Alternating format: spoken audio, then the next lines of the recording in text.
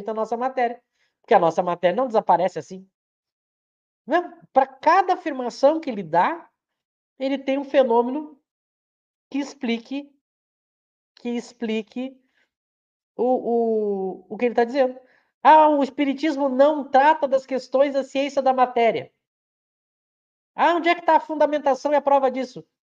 Pega as questões que Kardec fez sobre ciência da matéria, que a gente está vendo aqui, os espíritos não conseguem responder nada além do que a ciência já dizia. Pronto, está provado. Está aqui o fato. Pegue um médium, um bom médium, evoque um espírito e pergunte para ele, me dá aí a cura do câncer. Eles não dão. Tá aí o fato. Tá fundamentado, viu? Eles não dão a resposta. Ah, mas teve um espírito que deu. Daí o cientista vai lá olhar, teoria furada. Comprovando que eles não dão a teoria. Tá aí a prova. Notem, eu estou dando vários exemplos de várias afirmações que Kardec faz e a fundamentação. Cabe quem dá explicações diferentes dá a fundamentação, mas elas não dão. Elas só dizem que o Espírito disse. André Luiz disse, Emmanuel disse, Joana disse, Humberto de Campos disse, seja lá quem for, disse. Bom, dizer não é fundamental. É muito importante a gente saber, prestar atenção. As pessoas talvez não tenham noção de como o nosso estudo é um dos pioneiros que tá estudando a primeira parte desse jeito. Eu já acompanhei vários estudos da primeira parte do Livro dos Espíritos que os coordenadores não sabiam e não entendiam a primeira parte do Livro dos Espíritos. Por isso que eu estou salientando lá atrás, se vocês pegarem os vídeos, quando eu fiz aqueles resumos, lá nos primeiros estudos, que eu disse lá na frente a gente vai ver, tá aqui, ó.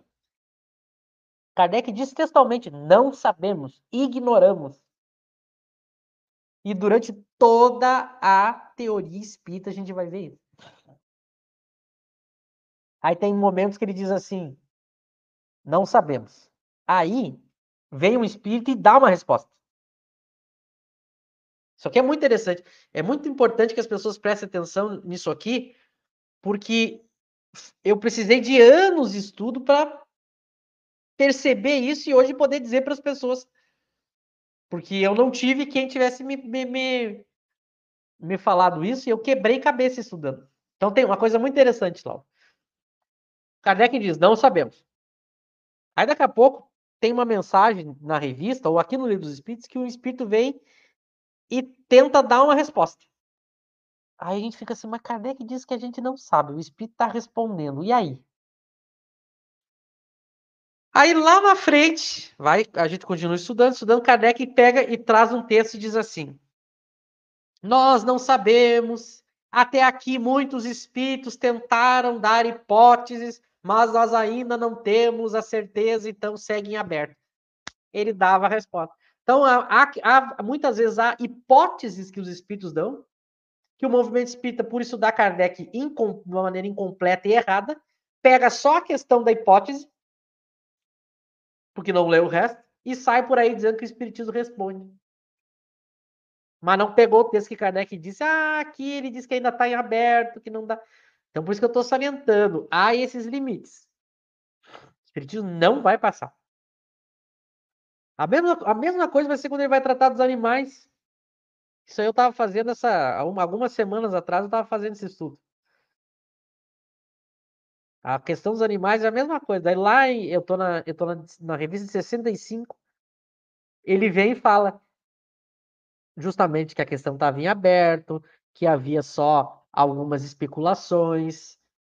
Aí a gente fica, mas então o que veio até aqui era especulação, era opinião do espírito. Não era a opinião do espiritismo. Daí ele diz assim, quando nós tivermos uma resposta madura, a gente vem e traz. Então, para muita coisa não teve. Muita coisa ficou em aberto, muita coisa ficou por ser desenvolvida, ou ficou no estado de que a gente só saberia quando se tornasse espírito puro. A gente tem que prestar atenção para ver tem que estudar de uma maneira completa a teoria para saber do que se trata. Os estudiosos dessas ciências dizem assim, ó, é muito comum Todo mundo já deve ter visto isso, né? Por exemplo, o médico é muito assim, ó. O médico, ele estuda lá alguma área, alguma especialidade, a gente vai consultar com o médico. Quando o médico começa a ver algum tipo de doença que ele desconhece, geralmente o médico diz assim: vou consultar a literatura. Porque ele vai atrás para ver se tem pesquisas em torno daquilo, né? Com o espiritismo é a mesma coisa. Às vezes tem questões que as pessoas me fazem que eu digo assim: olha, deixa eu dar uma pesquisada de novo para ver se Kardec abordou. É assim, a obra dele tem que ser a referência. Aí tem coisas que ele não abordou, teve coisas que ele deixou em aberto, teve coisas que eu preciso de um estudo muito completo para formar uma explicação. Então tem que ter muito cuidado. As pessoas, por exemplo, que defendem o André Luiz, elas sofrem desse problema. É talvez a maior causa das pessoas terem se iludido com o André Luiz foi fazer o estudo fragmentado de Kardec. Culpa das apostilas, né? As pessoas estudaram por trechos e a maioria das pessoas tem memória ruim. E aí elas pegam trechos isolados e para justificar André Luiz, mas elas não sabem do outro texto que Kardec disse que não poderia ser aquilo. Então é, esse cuidado tem que ter. Essa fala, mas de novo, Lucimar, alguns dizem, eu recebi, eu acho que faz 2 meses, a gente teve uma conversa assim com uma pessoa no nosso grupo, né? Em que ela diz que Kardec poderia ter se equivocado. Bom, a ciência ela não pode ser feita assim, né? Einstein poderia ter se equivocado, Newton poderia ser equivocado. Bom, todo mundo poderia ter se equivocado, bom, mas mostre o equívoco, né? Eu não posso dizer assim, ó. Olha, Kardec poderia estar equivocado. Aí eu digo assim, tá, mas e qual é o equívoco? Não sei. Bom, enquanto você não me mostra qual é o equívoco, enquanto a pessoa não mostra qual é o equívoco, eu não posso dizer que é equívoco, né?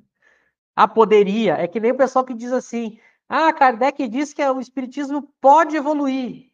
Não, ele pode evoluir? Pode.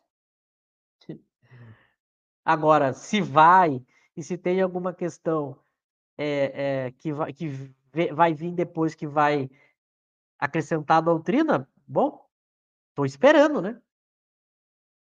Agora, muito cuidado, o poderia se equivocar, o poderia evoluir a teoria, não pode ser afirmação do espírito, né? Que não foi assim que ele fez o espiritismo. O espírito veio e ditou para o médium que é assim. Não, isso não é evoluir ciência, isso é afirmar.